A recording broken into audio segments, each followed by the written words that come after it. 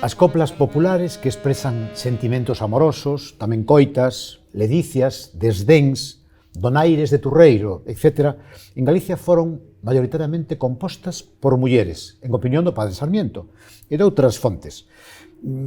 Polo común ian dirixidas aos homes. A iniciativa das mulleres se expresaba a miúdo tamén na resolución de encetar a regueifa ou principiar a copla, a cantiga. Hai un informante que gardaba a lembranza de que na vendima as mozas entoaban regueifas que despois continuaban os homes cantando. En ningún caso, dende logo, as mulleres quedaban atrás, como ven o amosa Valvanera da Costeira, moza a que dá vida a Ramón Otero Pedrallo en O desengano do Prioiro, facéndoa dicir: gardo a regalía do rir, e a voz leda e tenzoeira das vendimadoras de bella sona. Teño loitado ca cantiga e corrir.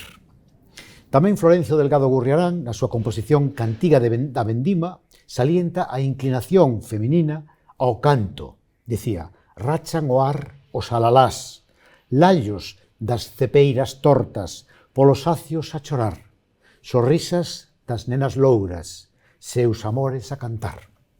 En fin, que a canción, a vendima, as mulleres tiñan estreitos vencellos. Por certo que tamén cando as mulleres iban a vendimar, ás veces obrigábanas a cantar para que non comeran tantas uvas. Facían así os patróns mezquiños.